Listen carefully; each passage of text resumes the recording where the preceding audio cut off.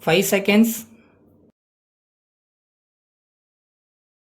Start. Mr. Speaker Sir, at the outset, I thank you for the opportunity given to me to say a few words on the budget presented by the Finance Minister. I would like to say on this occasion that generally the present budget has to be welcomed because it will be seen that it has given some relief to the low income group of people. But at the same time, I am sorry to say that the surcharge on the corporate sector, which has been imposed on the industries and on direct taxes, will take away some benefits which are proposed to be given. As many honorable members have dealt with it at great length, I would not like to go much into it. I would like to point out that another good feature of the budget at present is that it has done away with the old practice of showing a deficit in the budget.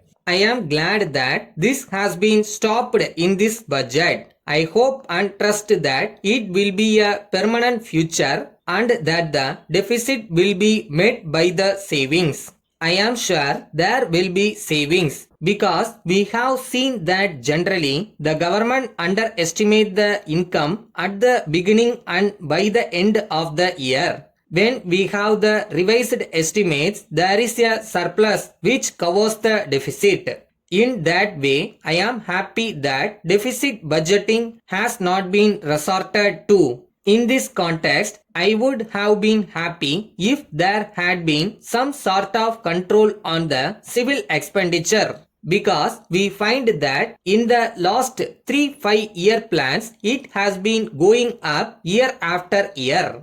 Unless we take steps to curb it at a point of time, it will take away a large part of our revenue.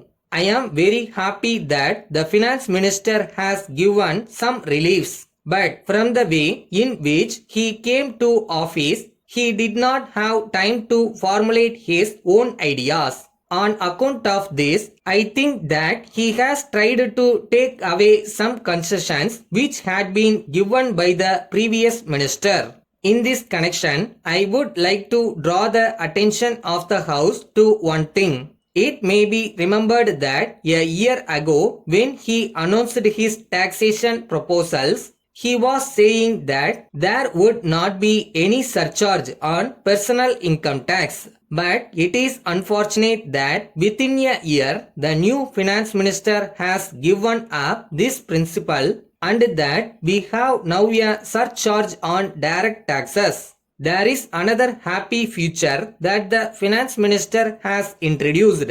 We are happy that he has abolished the expenditure tax. I am glad that it has been done away with. But I would like to recall that in the past we had seen that it had been once removed but it was reintroduced by some other finance minister. I hope that such a thing will not happen in future and that the present finance minister will not reintroduce it. There are two other points which were dealt with by my honorable friend. One of the points was about devaluation of the rupee. We find from the papers that there is much talk about it. Some say that it will be worthwhile to devalue the rupee, but there are others who say that it will not be in general interest when we have to import a lot of things and when we have to pay for them. I fully agree with what my honorable friend said in this connection. Letter from the Secretary Murali and Company Patna to the Indian Publicity Bureau, New Delhi. Dear Sirs, the company has decided to launch an advertising campaign throughout the country for a period of 3 months with effect from 1st July next.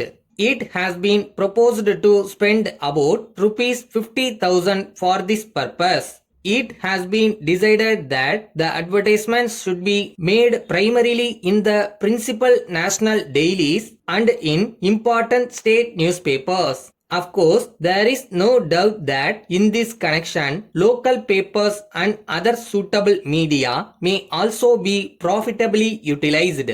At the same time, it is suggested that the proposed advertisements all over the country should have the same design. In the same way, it is also desirable that the time of their publication should coincide with the distribution of illustrated booklets to the retailers of the locality concerned.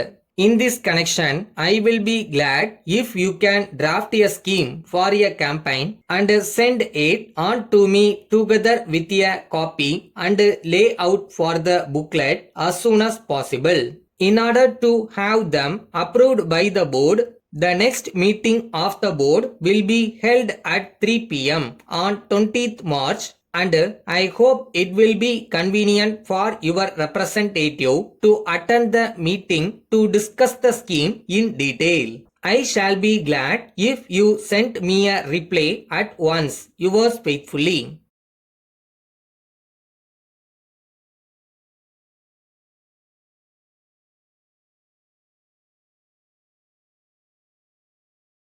என்ன டயர்டா இருக்கா?